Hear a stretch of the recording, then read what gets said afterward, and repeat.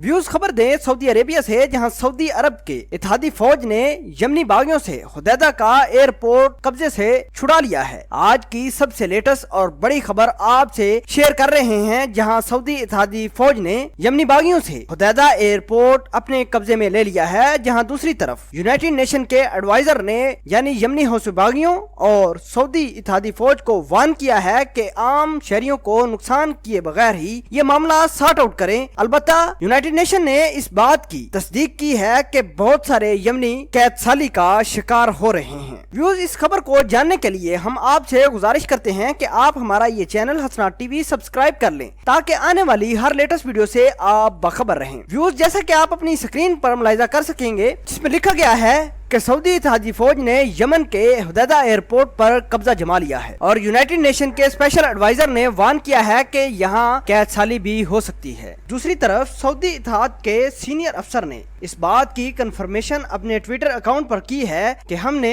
हौसी बागियों से हुदैदा का एयरपोर्ट बाजियाब करा लिया है। जबकि अगर बात करें हुदैदा की और हुदैदा के आसपास अभी भी हौसी बागियों और सऊदी इत्तेहादी फौज के दरमियान सख्त तरीन झड़पें जारी हैं। इत्तेहादी फौज के सरबराह ने ये ऐलान किया है कि जैसे ही हमारे हाथ में हुदैदा का एयरपोर्ट आया, हमने इसकी सफाई शुरू कर दी है। जबकि दूसरी तरफ यमनी हौसी बागियों ने ऐसी कोई तस्दीक या तरदीद नहीं की जिससे ये पता चल सके कि वाकई हुदैदा का एयरपोर्ट सऊदी अरब के इत्तेहादी फौज के पास चला गया है। व्यूज, आपको मजीद बताएं कि हुदैदा के आसपास अभी भी सख्त तरीन जंग जारी है। इस झड़पों में अभी तक 39 लोग मारे जा चुके हैं, जिसमें से 30 यमनी बागी हैं और 9 सऊदी इत्तेहादी फौज के सोल्जर्स हैं। यमनी हौसी बागियों ने अपने शहरियों के लिए ये ऐलान किया है कि शहरी ये इलाका छोड़कर सेफ जगह पर जा सकते हैं। व्यूज, आपको बताएं कि सऊदी इत्तेहादी फौज ने यमनी बागियों को डेडलाइन दी थी कि वो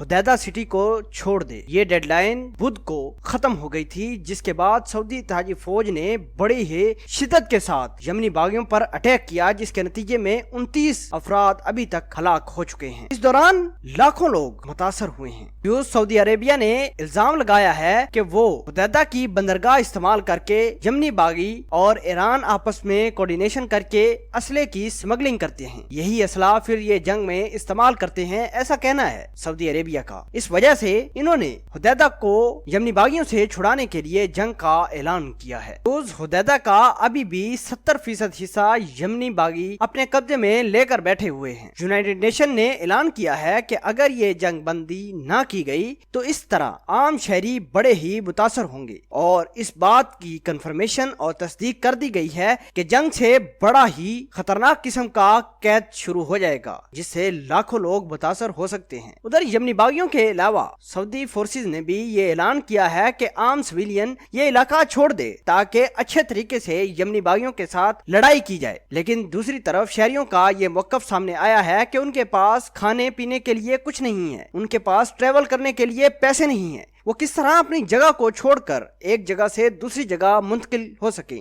आपको बताएं कि यूनाइटेड नेशन ने ऐलान किया है कि हुदैदा में बड़ा ही खतरनाक किस्म का कैद साली फैल सकती है। यमन के आम लोग पानी और खुराक की एक एक नवाले को तरस रहे हैं। तो आपको इस बात से हम आगाह करते हैं कि इस लड़ाई में यमनी हौसी बागी और सऊदी इत्तेहाद के फौजी भी बड़ी तादाद में मारे गए हैं और लाखों लोग यमन के मुतासर हुए हैं। व्यूज, आपके ख्याल में क्या सऊदी अरेबिया और यमनी बागियों के दरमियान कोई ऐसा मुआहदा या एग्रीमेंट होना चाहिए जिसके तहत ये जंग बंदी हो जाए और ताकि आम यमनी शहरी सुख का सांस ले सके? कमेंट सेक्शन में अपना इजहार ख्याल जरूर कीजिएगा। तब तक के लिए आपसे इजाजत चाहते हैं। अल्लाह निगहबान।